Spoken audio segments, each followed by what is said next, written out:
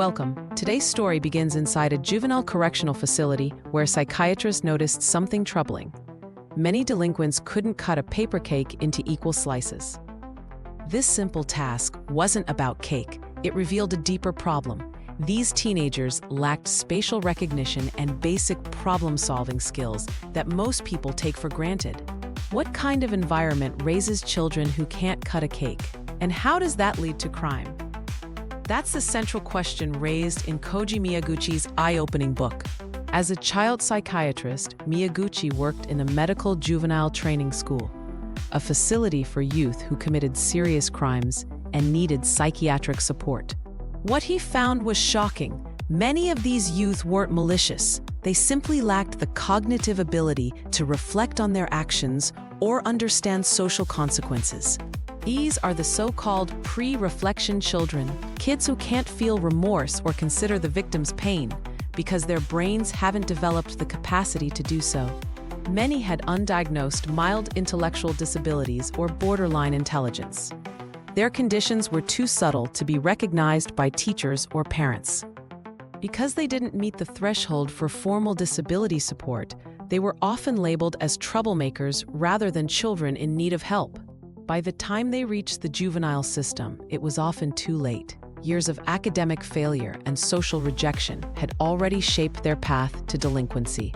The book estimates that about 14% of all school children may fall into this category. That's roughly 5 kids in a typical classroom of 35 who need special support.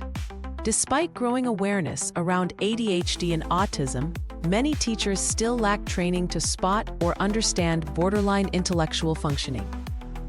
That's why Miyaguchi spent 5 years developing a program that could train the cognitive functions of such children, a system called CogTray. CogTray doesn't feel like traditional learning.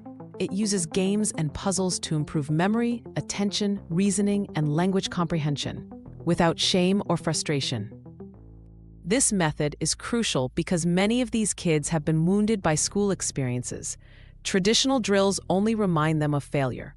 CogTray offers success and fun. And it works. Even 5 minutes a day during homeroom can yield real improvements.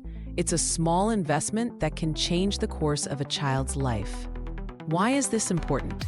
Because it costs society 4 million yen per year to incarcerate a single offender. Preventing crime through education is far more cost-effective. Yet the damage is not just economic. Every missed opportunity for support increases the risk of harm to the child, to their family, and to potential victims. Miyaguchi calls the failure to support these children a cascade of secondary, tertiary, and even quaternary disabilities, problems caused by society's neglect. Even when they want to live upright lives after leaving the system, many youths can't keep jobs. They lack the soft skills, motor skills, or flexibility to adapt. Employers don't always understand their challenges.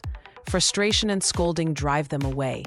With no income, they may relapse into crime. The cycle repeats.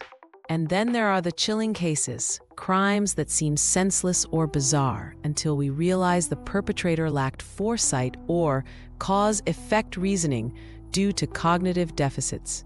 For example, one shocking case involved a child killer who left his own ID in the same bag as the victim's body. It wasn't malice, it was a failure to anticipate consequences. When such individuals blend into society without visible disabilities, they are misunderstood.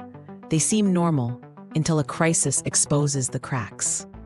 The book insists, if we identify and support these invisible needs early, we can prevent many tragedies and help these kids grow into contributing adults. So next time you meet someone who seems difficult or odd, consider this. Maybe they've been surviving with unrecognized challenges all along.